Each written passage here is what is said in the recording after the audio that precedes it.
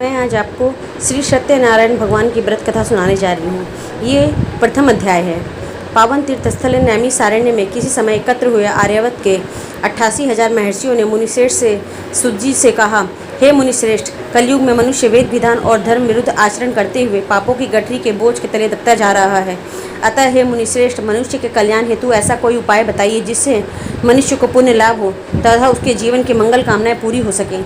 तब श्री सुजी ने कहा, हे ऋषियों, आपने विश्व कल्याण के लिए बहुत अच्छा प्रश्न किया है। अब मैं उस मंगलकारी व्रत का वर्णन करूंगा जिसके संबंध में एक बार ब्रह्मर्षि नारद जी ने भी भगवान लक्ष्मी नारायण से पूछा था और उन्होंने नारद जी से जो बात कही थी वही कथा मैं अभी आपको चिंता मुक्त होकर सुनाऊंगा।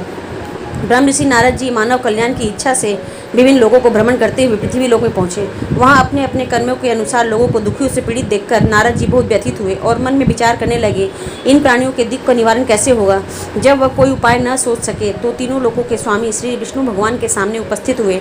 वहाँ नारद जी ने श्वेत वर्ण और 4 भुजाओं वाले शंख चक्र गदा पद्म से सुशोभित देवों के देव ईश विष्णु भगवान की स्तुति करते हुए कहा, हे नारायण, आप सर्वशक्तिमान व सृष्टि के पालन करता हैं और मनुष्य का मन और वाणी भी आपके गुणों का वर्णन नहीं कर सकते। आप सर्वश्रेष्ठ और सर्वोपरि हैं।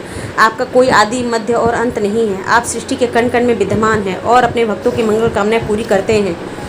मैं आपको नमस्कार करता हूँ। नारद जी इस प्रकार की स्तुति सुनकर विष्णु भगवान मुस्कुराते हुए बोले, हे मुनिवर, कृपया निसंकोच होकर अपने आरण का कारण बताइए।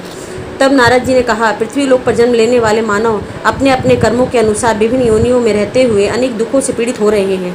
हे त्रिलोकीनाथ, मुझ पर कृपा करते हुए कोई ऐसा उपाय बताइए जिससे उनका दुख नष्ट हो सके और वे सुख संपत्ति का भोग करते हुए मोक्ष को प्राप्त करें। सृष्टि के पालनहार विष्णु भगवान ने कहा, हे नारद, अब मैं ऐसे व्रत का वर्णन करने जा रहा हूँ जिसे करने से विश्व के सभी स्त्री पुरुषों को पापों से मुक्ति मिलेगी। निर्धनता नष्ट होने से मनुष्य सुख संपत्ति के समुद्र में तैरता हुआ आनंद पूर्वक जीवन यापन करेगा।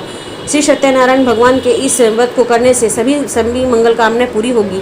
कलयुग में मोक्ष प्राप्ति का यही एकमात्र उपाय है। नारद जी ने जब व्रत हेतु विधि विधान की जानकारी चाहिए तो श्री नारायण बोले, मनसा वाचा कर्मणा से शुद्ध होकर मनुष्य भक्ति एवं श्रद्धा भाव से किसी भी दिन ये व्रत कर सकता है। नैवेद्य आदि भक्ति भाव से अर्पित कर ब्राह्मणों को भोज कराए, दक्षिणा दे।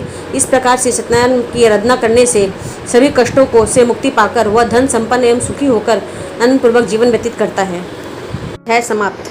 ये अध्याय का डिस्क्रिप्शन बॉक्स में लिंक दिया हुआ है।